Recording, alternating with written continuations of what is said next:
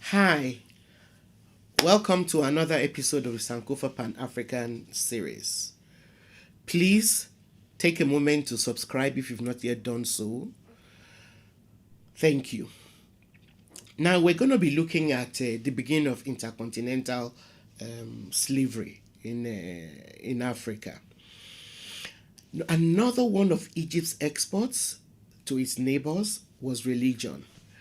As far back as the 3rd century BC, the cult of Serapis spread to the islands of the Aegean Sea, where people were invoking Serapis and Isis as saviors. Now, the worship of these Egyptian gods spread very quickly to Babylonia and India. Some historians believe that one of the ways in which the worship of these gods survived Christianity was through the proliferation of statues of the Madonna, Mary, the mother of Christ.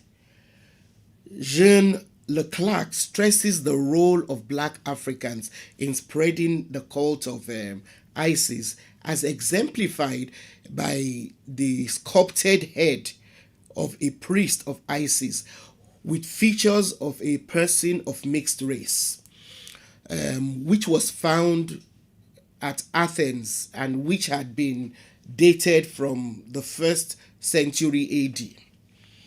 Now, the significance of Egyptian religion in Islam is equally profound.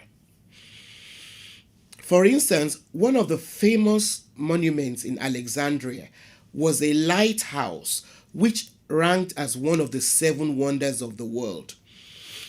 Though it was completely destroyed in the 13th century, descriptions of this Alexandrian lighthouse are retained in the form of classical references by Arab historians and writers.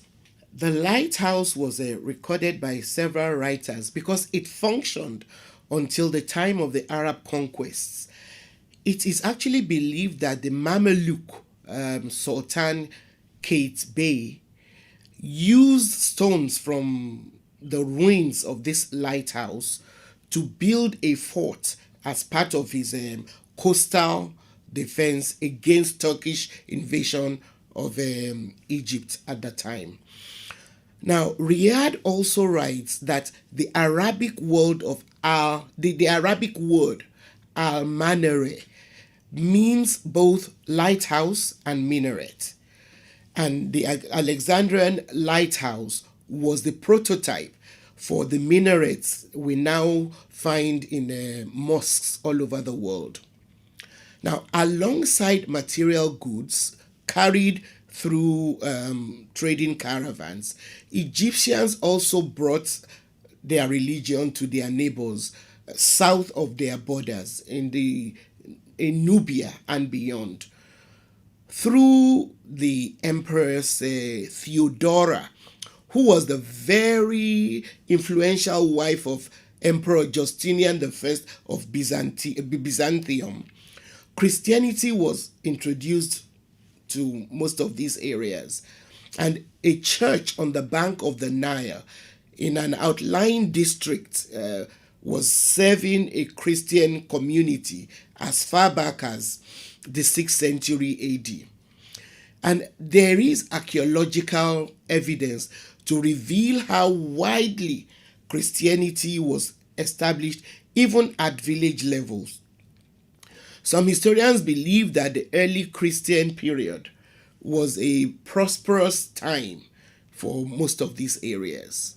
Even in Nubia, the early Christian period was seen to be a time of rapid economic growth. And in 641 AD, Egypt came under the rule of the Arabs, by which time the growth of Christianity with its patriarchates at Alexandria was severed from the Mediterranean culture for a few centuries. Although the Arab had captured Nubia before they did Egypt, they did not consider the conquest of Nubia as significant. However, when Egypt submitted to the Arabs, it led them to sign a treaty with Nubia. The Arabs then forced Nubia to pay annual tributes of slaves and African goods. Now, I believe that this illustrates the fact that intercontinental slavery of Africans was started by the Arabs before Europeans came in and then perfected it during the transatlantic slave trade. Thanks for being a part of this episode. Please don't forget to share and like our video, and please subscribe if you've not yet done so. See you next time.